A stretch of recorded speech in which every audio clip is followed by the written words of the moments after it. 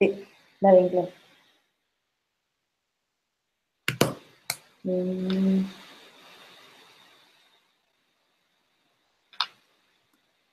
Listo, empezamos.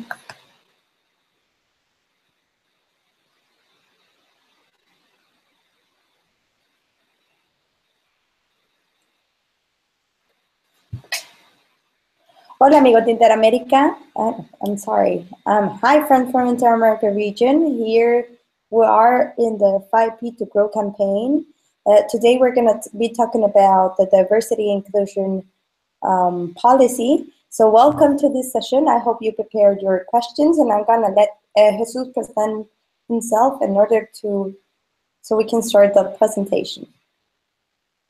Okay, hello everyone. Susana mentioned, this evening we are very pleased to introduce you, if you are not aware of this policy, the newest policy that we have in our region, the diversity and inclusion policy.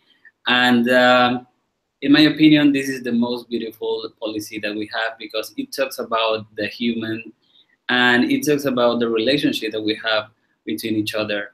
And it reflects, of course, what the Scout movement is about. So thank you, all of you, to this session, and let's begin.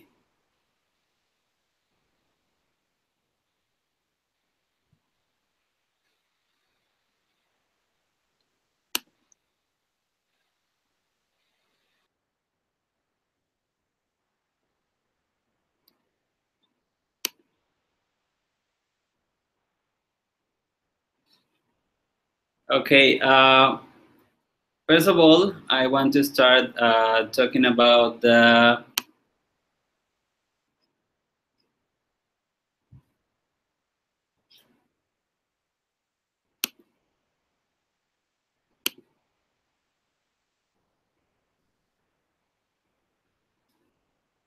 hello, can everyone see the presentation, the PowerPoint?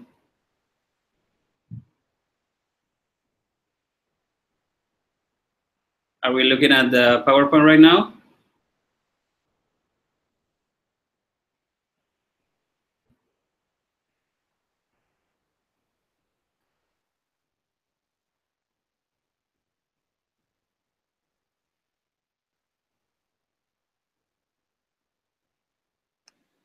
I'm sorry, I got my phone.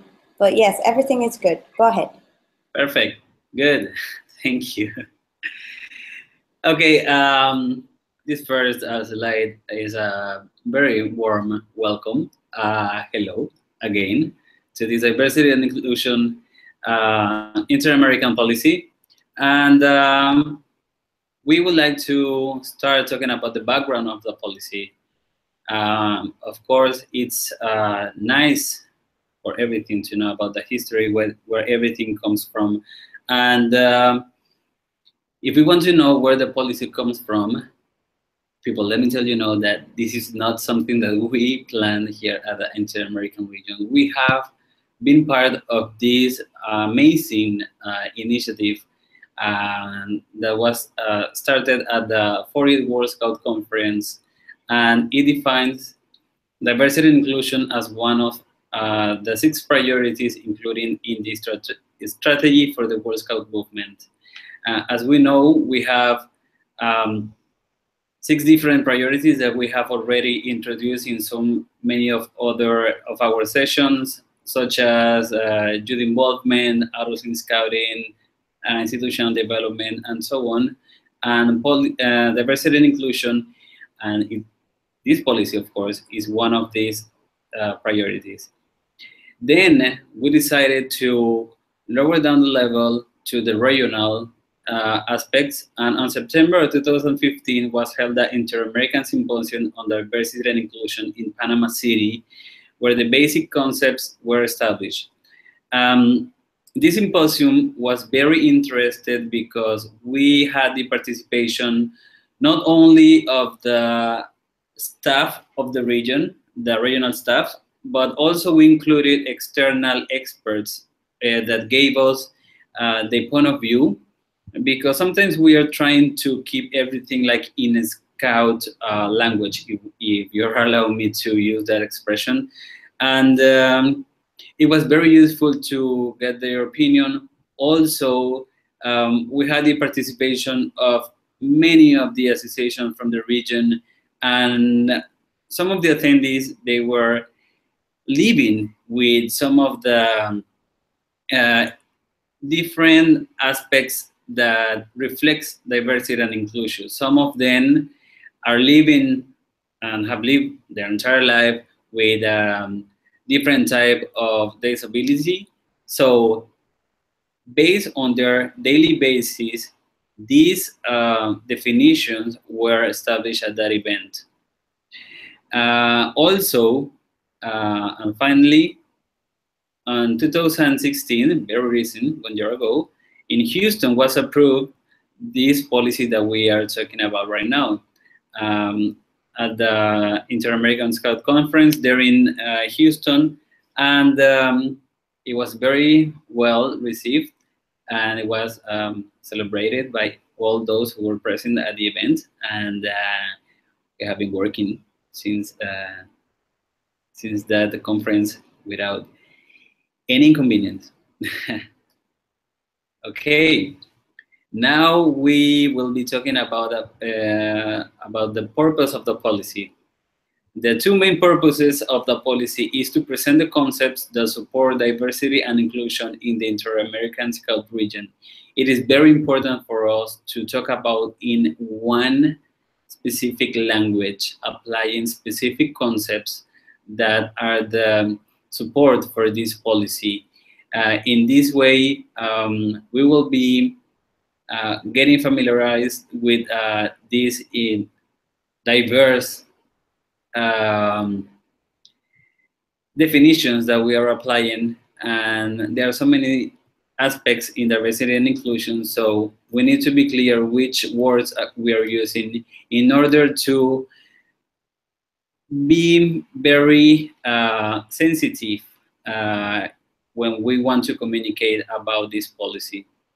Also, the purpose of the policy is to serve as a frame of reference in all the actions of diversity and inclusion at regional level, as well as at level of each of the NSOs.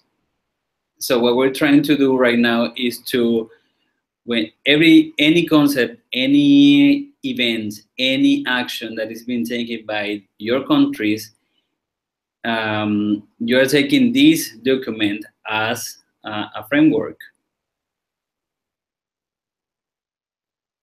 Okay. So now let's talk about the content of the policy, which are the principles of the policy. The first one is diversity and inclusion as a result of an educational process. This principle is based basically on the promotion of an inclusive education for everyone, both inside and outside of the Scout movement. We are talking about outside of the Scout movement because we have to know that if we are talking about diversity and inclusion, and if we are applying the correct concepts, as I mentioned before, then it's our duty to be doing advocacy of this reality that all of the countries are facing. Also, this education is emphasizing on the participation of the most vulnerable groups or the minorities that are a target of discrimination, exclusion, or marginalization, thus contributing to the strengthening of the society in general. So here also it's very important to see that we are taking into consideration all the aspects of the society. Everyone is in some moment of their lives vulnerable. So you, the ones that are looking at this presentation right now, also are will be benefited by this policy. The next principle of the policy is diversity and inclusion based on rights. This is the most simple thing to talk about human rights. The human rights talk about the recognition of dignity for everyone without any discrimination or exclusion. If we look how our countries, how many of the laws they are applying in any of your countries, you will be noticing that the human rights conventions will be mentioned in among those laws. So of course we are not talking about something that is very strange to us.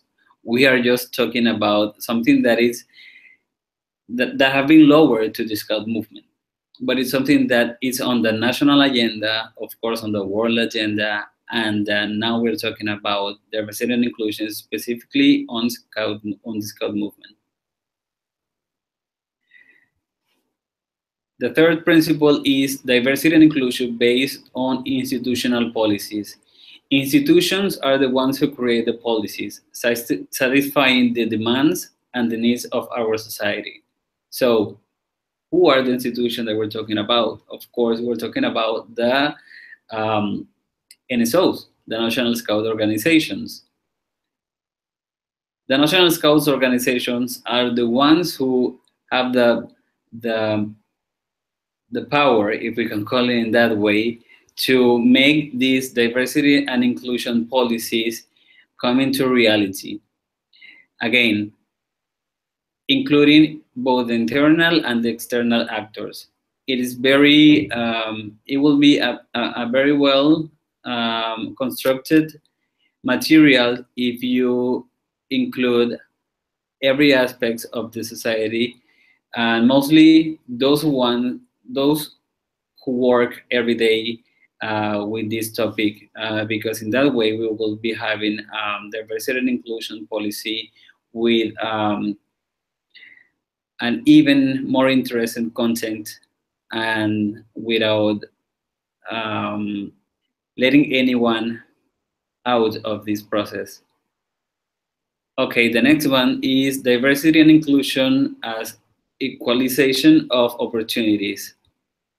Once we have the policies, we will strengthen the offer of an accessible educational proposal.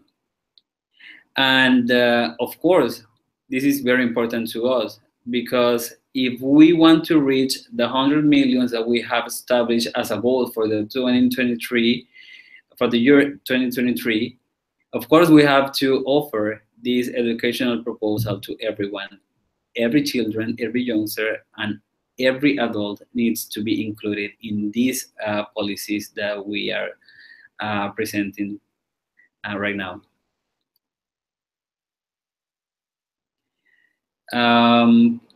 Okay, the assertive language as an advocate for diversity and inclusion. We talked about that earlier. The advantage of using the same language is then we will become advocates for this specific topic. Some people still unaware of what diversity and inclusion is. So it is very important for you to read this policy in order to, first of all, have clear all the concepts, and in that way, you will be explaining to as many people you want what diversity and inclusion is about. Is not specifically to talk about one group that is part of the society. It involves everyone in our society. So that's why it's important to promote diversity and inclusion, but of course using the right words and the right definitions. Also, one of the other principles is to have inclusive practices as a means to achieve real inclusion. And this is basically to make adjustments in all the actions developed by the children, adolescents, and young people in order to promote experiences of awareness and learning through peaceful coexistence and in turn allow the development of everyone involved. So just like to give you an example, it was 2 months ago, if I'm not wrong, we had a very beautiful experience when we developed an opportunity um, with an activity with the Special Olympics. It's very easy to spend hours, as we were talking, as we are doing right now, talking about diversity and inclusion, how to create policy, and this and that. But if we don't live this experience, then we will not know what really diversity and inclusion is. We are not also talking about of creating specific groups for disabled people. We are not talking about of creating groups for blind people. We are talking about to create a community where everyone can interact, and we will be learning in that way together as scouts, as a society, and as brothers and sisters in this global community that we're trying to build. Okay, Jesus, we have a question from the audience. Correct. Adriana Vega is asking, the definition of diversity in the policy is different from WASM definition, right? It is. It's different. It's different, but also has the same spirit. If we want to talk about, if we are comparing those, actually, we have been in constant communication with the WASM since the very beginning of this process. They have asked us to provide our definition, and they have created their own, but of course, creating a similar but with a similar meaning, but using different words. At the end, both definitions talk about the recognition of the human rights, the respect, the tolerance, the inclusion. So it's not the same, but once again, as I mentioned, and answering directly to the answer, it's not using the same words, but having the same spirit of in both definitions.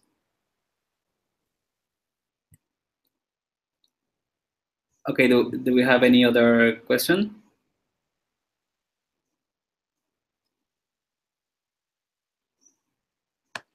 We do not have any more questions. I mean, let me see.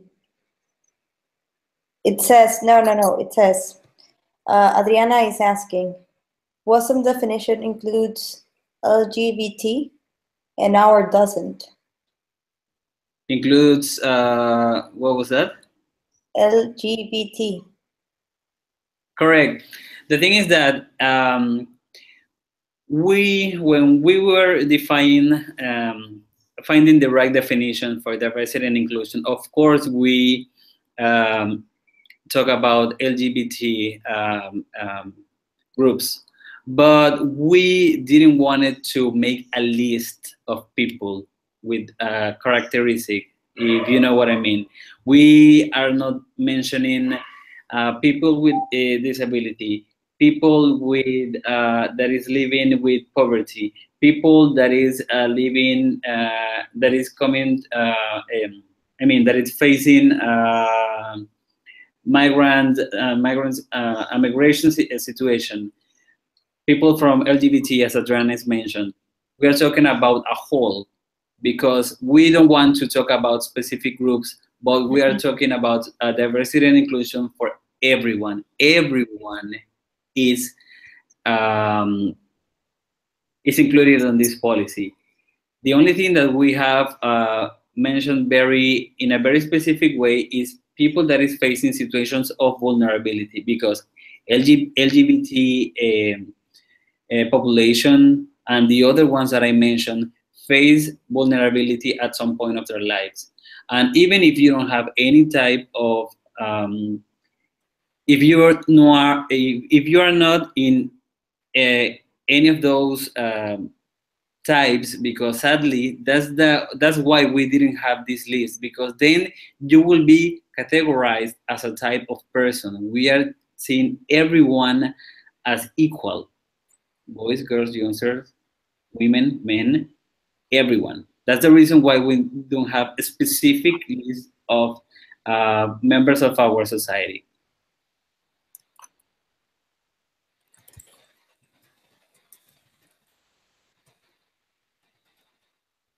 Okay, Adriana, does the question was answered, or do you need a further explanation? As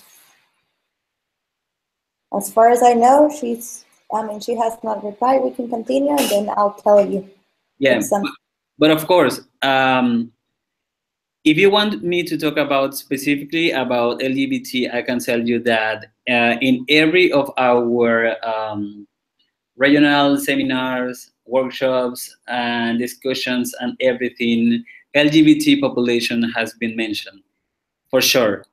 Also, me personally, I have to explain everyone that sexual orientation and sexual preference, gender, sex, there are so many different things from one another.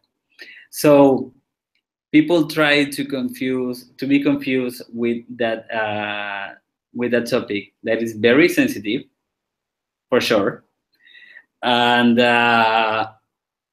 but sometimes when you try to be more when you try to specify on that topic, then you will be noticing that what is more common is to be confused instead of being aware of the LGBT rights.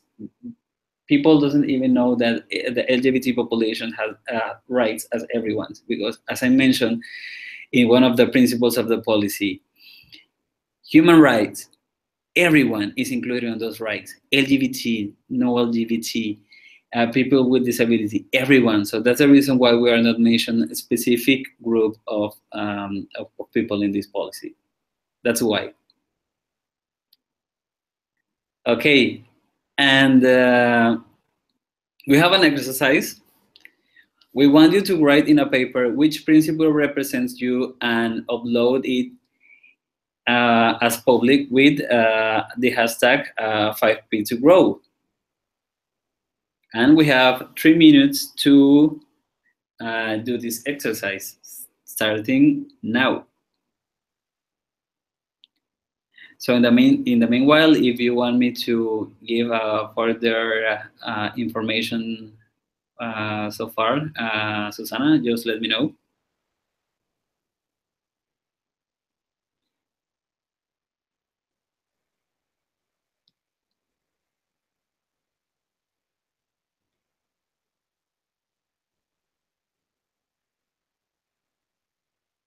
Well, maybe we will have another question about it. Yeah. If you can explain us why is it important for the Vision 2023 again to talk about diversity and inclusion? Okay, what was that? Can you repeat that? Yeah, why is it important to talk about diversity and inclusion in the NSOs? Why is important? Well, first of all, it is important to reach this goal. That's the main reason. If we want to reach our goal of 100 million scouts for that year, then we don't have to choose who can be part of the movement and who cannot. Everyone is invited to be part of living this experience, and of course to stay in the movement, because it's not only to live it for a week, for a month, for a day. The thing is that we are the ones responsible to provide a very warm environment. So in that way, everyone will be able to stay in the movement, and they will be, as I mentioned, to be the reflection of our efforts. If they are treated in the right way, in the human way, in the way as everyone needs to be treated, then they will be bringing, who knows, maybe their friends. So we will be creating even more advocates to this movement. So we will be reaching and maybe passing the number of 100 million scouts that we are trying to reach by that year. That's why it's very important to talk about diversity and inclusion, because it affects directly to the number that we're trying to reach. It's not a selection of people who can be part of Scout, but everyone is eligible to be part of Scout. So we have another question. Is sometimes diversity and inclusion, it's only directed, or it can be directed to one topic. So for instance, like LGBT. Correct. Which is the approach that you consider the best for the NSOs? Yes, it is very related to the question that the first question that we had. That's why we are not talking about one specific group of our society, one specific minority. And you know what? In my very opinion, it is very unfair to talk about LGBT as a minority, to talk about ethnic groups, ethnicity as minority, to talk about disability as a minority. Why do we keep using that word minority? Everyone can be included as a minority. Anyone, we don't have any supremacy group here in the world, in our society. So that's why we are not applying like a specific, once again, one specific list to this, and this group is why we created this policy. But we are trying to keep it very general. Also, we are not saying that by not mentioning these groups, we are not promoting the participation of these groups. Again, everyone is invited. The definition of the policy says that everyone can be part of Scouts. Scouts, as we know, Scouts is a friend of everyone. So we the ones who are promoting this policy, then we cannot say, okay, if you are from this country, if you have this aspect, then you cannot be with us, but the other can. So that's the only reason why we are not mentioning. It's confusing when people try to link diversity and inclusion directly to LGBT rights or LGBT people, but of course they are included in the ones who are facing this vulnerability. If we want to talk about specific scenarios that the LGBT population has been facing, we're talking about, as I mentioned, human rights.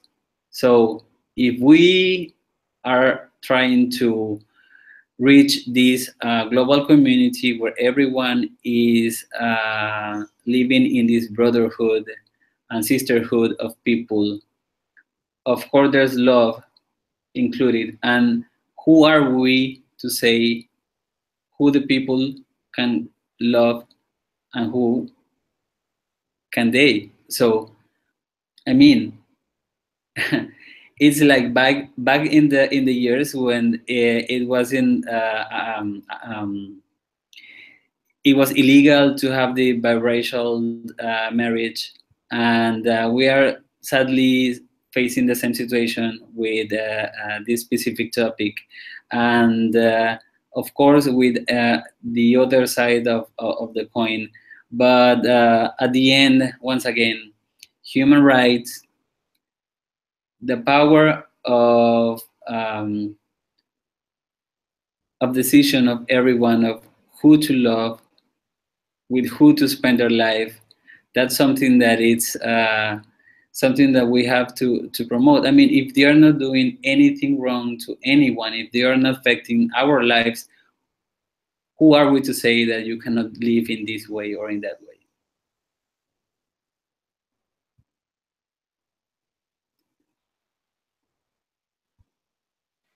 So what will be the steps that an NSO needs to start doing in order for them to have a policy of diversity and inclusion? The first steps that they need to do. Okay. Oh, this is the picture that I took earlier. The hashtag that I decided to implement is I choose to include.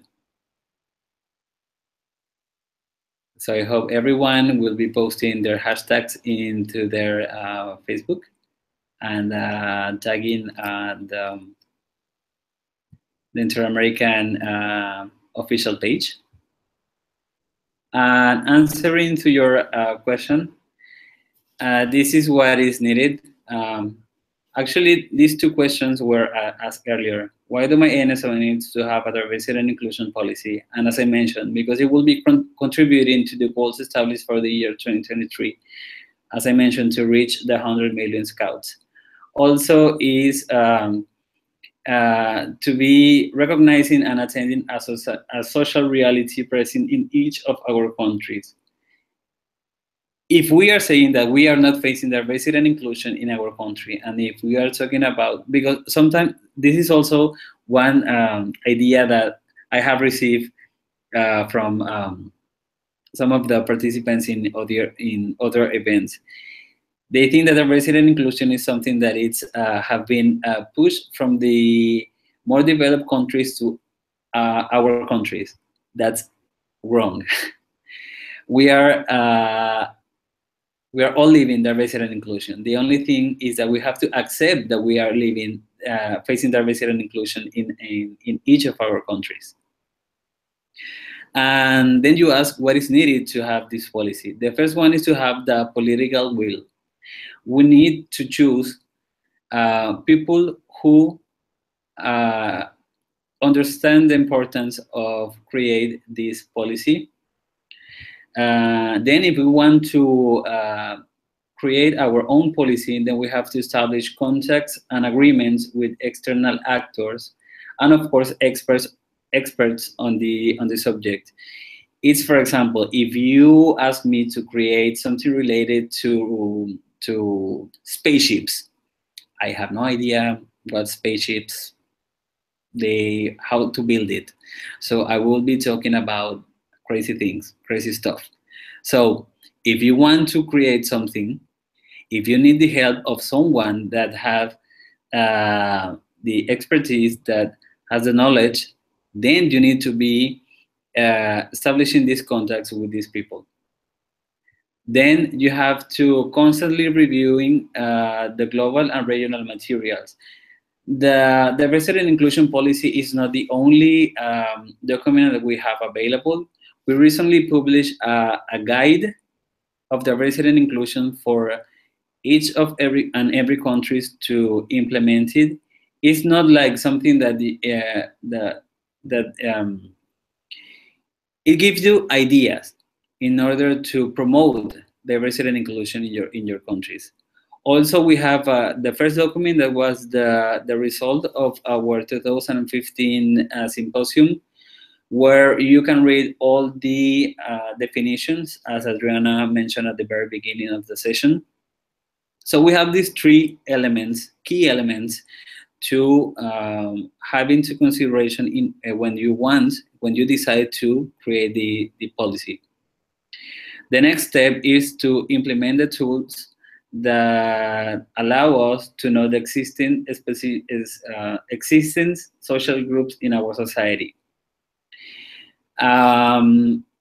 With this, we are creating right now a survey that can be implemented in each of our countries in order to know who's living among our society.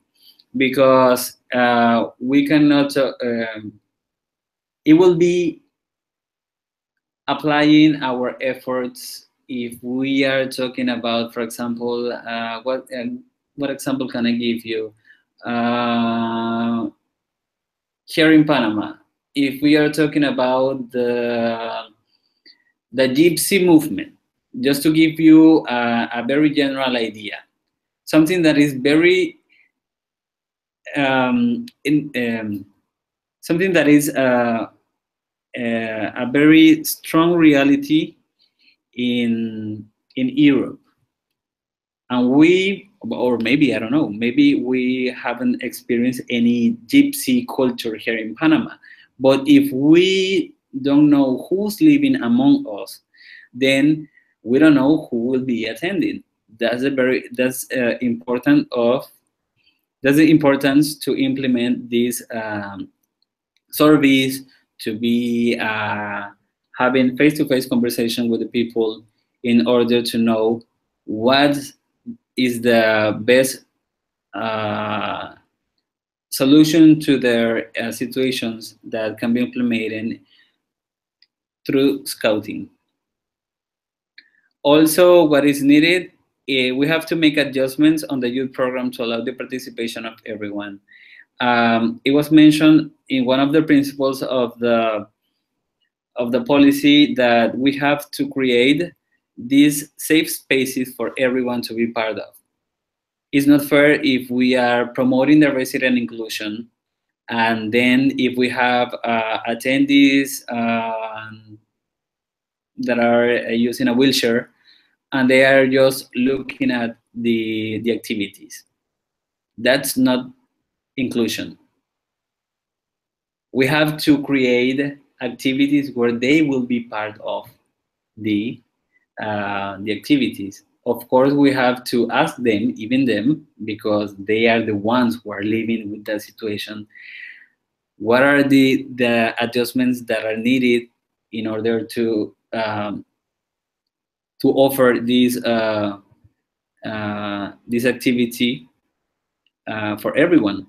So people that is using a wheelchair and the ones that are not, they will be developing the same activity. Once again, at the activity that we developed a couple of months ago with Special Olympics, some of us we understood that we don't have to put like the two groups against each other. If we are having these team systems that we know that we talk about every day in scouting, if we are talking about this team system, need to have people with different characteristics. In that way, we will be having even more solid result the process. It can be an activity, it can be the development of a camp, it can be the development of a forum, it can be whatever you can imagine. So these five, opinion, what is needed in first step to have this policy. We can talk about 20, 30 things that can be needed to implement a policy, but those five specifics needed in order to have the policy. One is invited to give their opinion, and as I mentioned, once again, the process to create your national policy, please don't keep it like a very thing, even that it will be directly affecting us, because we are not experts in we are trying to be experts in everything, but that's the reason why we that I wrote having agreements with external actors and experts.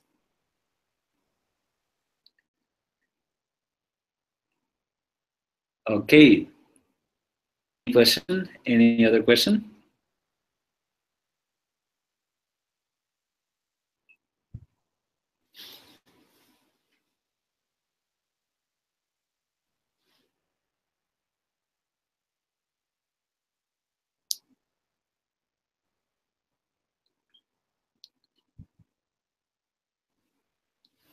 Hello?